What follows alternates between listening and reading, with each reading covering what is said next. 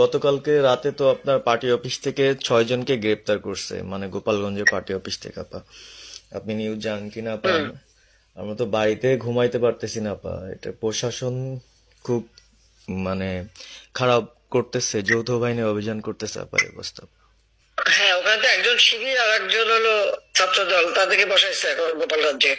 আর এখন একেবারে ওই সুদখোর ইউনূসের কথা শুনে লাফাচ্ছে, আর ওই জামাতের ওরা কয়দিন আছে, জি আপা। সামনের 1 মাস থেকে কিনা দেখো।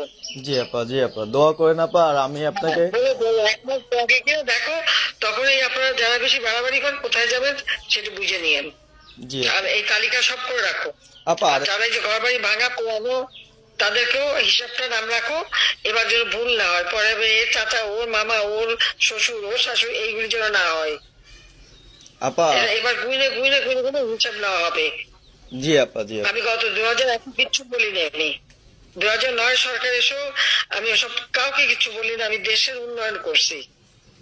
আল্লাহ এরপরে যদি আল্লাহ যদি সুযোগ দেয়, তো তার আগে যারা আমার নেতা কর্মীকে হাত দিচ্ছে, কোপায় কোপায় ছাত্রলীগে মারতেছে, প্রত্যেকের এক একটা শিক্ষা আমি দিয়ে ছাড়বো। আর